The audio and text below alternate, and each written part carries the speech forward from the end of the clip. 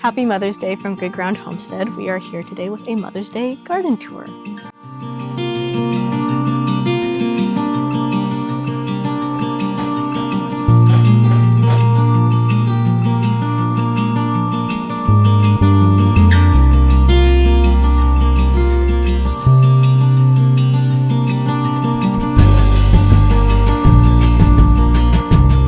If you're new here, my name is Noelle. I am a suburban homesteading mama in central Texas, growing zone 9A, 8B, probably more 8B. And this is my garden. All right, we're gonna start with this garden bed over here. I break my garden beds up into thirds because they're 4x4x4 sections, so they're 4x12 feet. This one is currently empty, and this one is primarily full of radishes that I'm mostly starting to let go to seed now, trying to see if maybe we'll get some seed pods. Otherwise, they're pretty large and they're pretty massive. So like, there you go. This is a French breakfast radish, and you can tell he's a little funky looking, but they've gotten pretty large. So the French breakfast ones are a little bit better to eat right now. I have some gumball varieties in here too, some cherry bells and some other things. In between, you can even see it because they're pretty overshadowed now. Oh, ladybug. We like him. We're gonna keep him around. There's some lettuce in there. Man, there's a lot of ladybugs in here. There's another one here, and there's another one here. And there's another one here. Holy cow, that's a lot of ladybugs. I haven't actually seen that many out here before, but they must be getting something. Here's another one. Here's another one. No, there's another one over there. All of these are gonna probably come out this week unless I leave them for the pods. So the pods, if I can show you, are right here. These are the seed pods, and you can cook these up kind of as a spicy bite and like stir fries and things. So I'm excited to try that. This here is corn. So this corn obviously went faster than, I only had a couple germinate. And I think it's just because we had kind of a weird spring. It got cold, and I think it was too cold for it to germinate. But I replanted. This is, I want to say it's early sunglow, but I'll put the varieties on the screen for you. So they'll pollinate at different times, but it'll all be corn. You can see here it's starting to tassel on a couple of them. So I'll have to hand pollinate these, but that's okay. And we're starting to, while these are starting to grow, I'm going to hit them this week with a grass clippings tea, which is primarily a nitrogen-based fertilizer. And corn's a heavy feeder, so I try to fertilize it regularly. This soil's pretty good so far because it hasn't actually been grown in yet, except for this corn. At the very, very end here, you can kind of see it hidden. I have some spinach. It didn't germinate super well. Some of it's gotten eaten. It's gotten better since the corn has gotten bigger and provided it more shade, but I'll probably chop it up and freeze it for stews and soups in the winter here.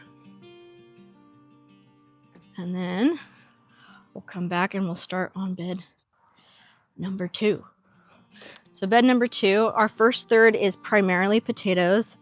And I have some ants here all along this potato plant. Yeah, that's super dead. So this one, yeah, not doing super great, but otherwise, I do have some potatoes in there, and I'll be harvesting these in just a few weeks.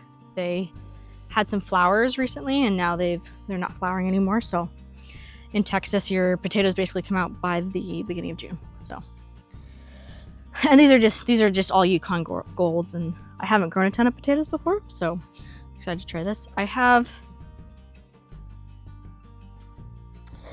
next to my potatoes, I have just one row of carrots. That's what these are. Let's see, is that? And they're almost ready. In fact, that one might be ready. Oh, I want to pull it. Should I wait? What do you think? Whatever you want. I'm gonna pull it. I want to pull it. So there you go. There's our first carrot from this harvest. It's a purple carrot. So I did not plant the varieties, actually. I thought I planted here. So I think that these are a different variety. Ladybug. Ladybug? On your finger? Ah, I love it. I love all the ladybugs in here. So I think these are actually the rainbow variety. Huh, I didn't realize that.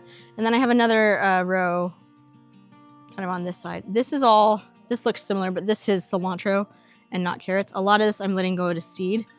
And I'm hoping will flower and bring in some pollinators.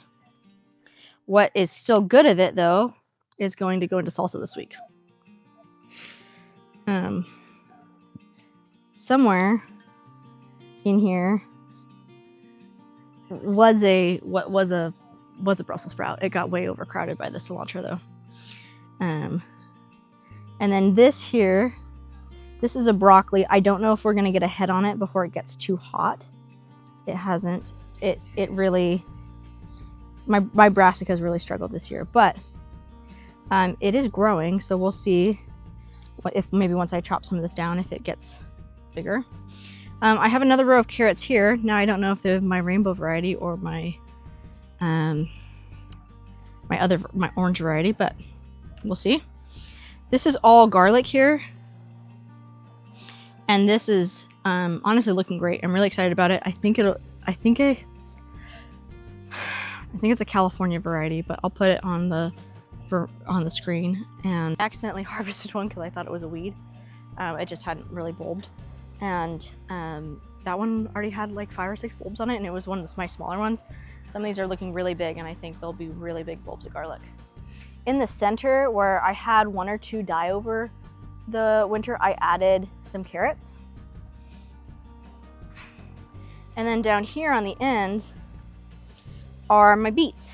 And my beets kind of died when we got a frost, a little bit of a late frost, but some of them came back. So I've got a couple big ones here that I can harvest. I'll probably harvest them this week because I actually have stuff that's gonna go in the ground here.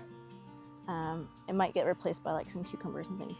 And then this right here, this is just scallions, green onions. There's a couple spots where they're sort of growing, but they also didn't like the cold.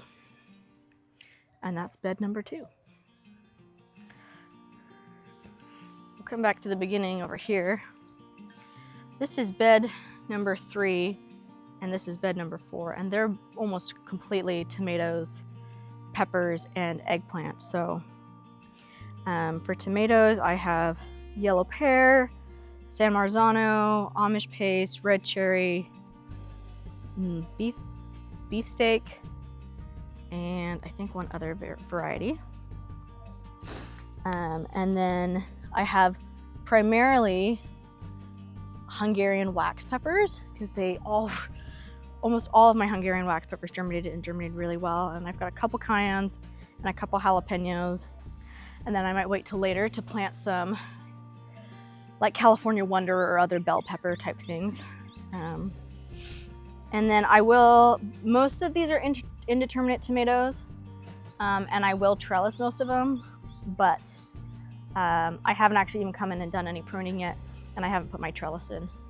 So the tomatoes are pretty much all in the center so that I can trellis them against one cow panel, or I could do 2 Florida weeds if I wanted to.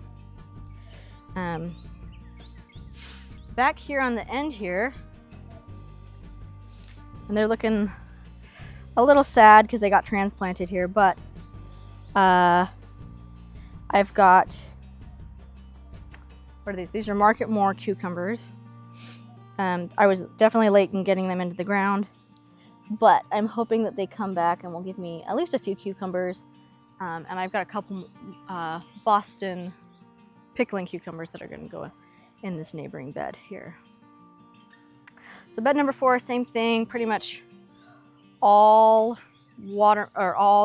tomatoes and peppers. and eggplant. I have one eggplant that's doing pretty well right here, but some of my other eggplants are just getting kind of munched on, so I'll have to figure that out.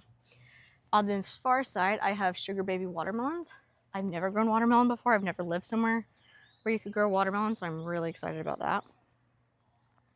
And then back here, I just have my extra seedlings that need to go somewhere, or I need to give away to friends, with the exception of over here. All those almost pea-looking things are butterfly pea flowers. So those will get planted up on a trellis and grow into hopefully give us some beautiful blue flowers, and we'll make some beautiful blue lemonade. And that's everything I have planted here in the actual beds. I have lots of herbs on the porch. Oh, I forgot. I have my very first basil right here. So I planted basil in a few different spots. There's another one over there. Next to my tomatoes to hopefully become some nice, beautiful bushes and also be a good pest deterrent. It's a good companion plant, so. But I've got herbs on the porch, on the back patio. I'm still sprinkling sunflowers most days over on our fence line with a little bit some zinnias in there. I put some yarrow in there too, just as sort of a flower privacy garden wall. So I'll show you guys that too. And then the cottage garden, we've got our rhubarb growing there and our elderberry that we planted this year. And I can't harvest off those this year, but they will be coming. And come June, we'll do a June garden tour. We should actually have another section of the garden coming where we plant some good heat-loving Texas plants. So stay tuned for that too.